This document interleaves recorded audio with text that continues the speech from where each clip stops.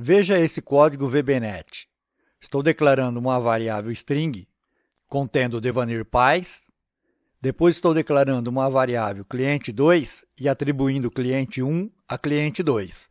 Depois eu estou trocando o valor de cliente2 para Paulo Pereira. Aqui estou mostrando cliente1 e cliente2.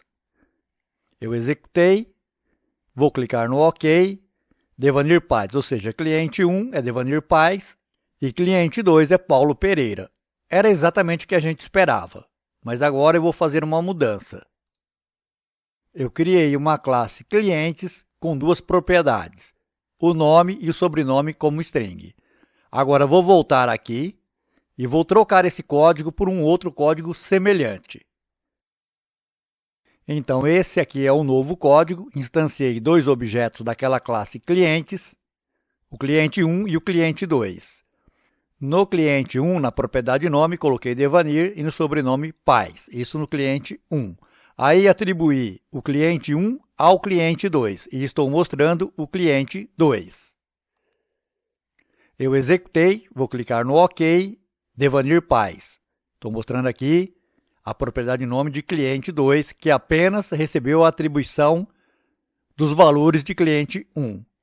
Aí eu estou alterando o nome, a propriedade nome do cliente2 e a propriedade sobrenome também, para Paulo e para Pereira. E estou mostrando o cliente1, que deveria ser Devanir, já que ele não foi alterado. Mas o valor de cliente1 acabou sendo Paulo. E isso é inesperado. A gente não esperava isso. Alteramos cliente2 e acabou mexendo no valor de cliente1. E por que isso acontece?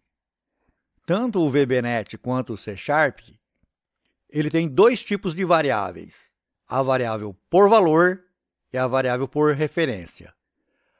As variáveis por valor são os tipos, por exemplo, string, int, double, datetime, decimal, entre tantas outras. E as variáveis por referência são as variáveis dos objetos que nós criamos, que no caso aqui é um objeto dessa classe, classe clientes, que é essa classe aqui que nós criamos.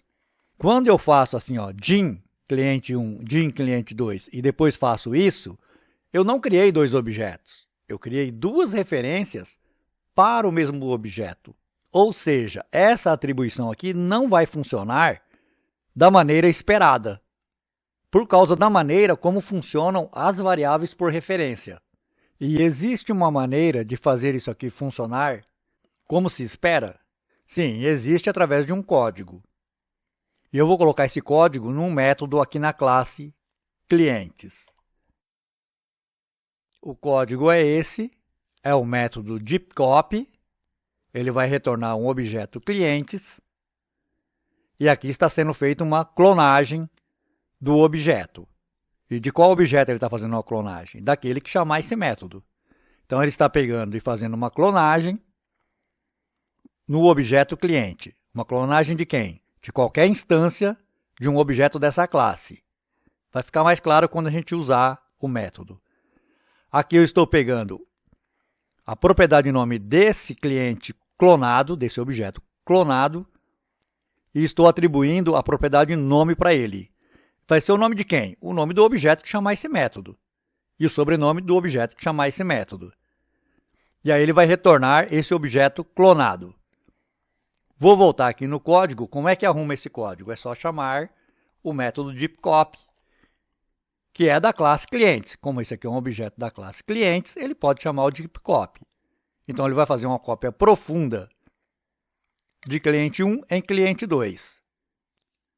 Eu parei a aplicação e vou executar novamente. Observe que a única coisa que mudou aqui, ó, foi a chamada desse método, nessa linha aqui. Vou clicar no OK. Então, o cliente2 nome é igual a Devanir, porque foi atribuído aqui, ó. Cliente1 para cliente2, só que dessa vez com uma cópia profunda. Aí eu alterei o cliente2 e estou mostrando o cliente1, que não foi alterado. Então, ele continua Devanir e não mudou mais para Paulo. Por quê? Porque cliente1 e cliente2 agora funcionam como dois objetos independentes. Então, essa é a cópia profunda.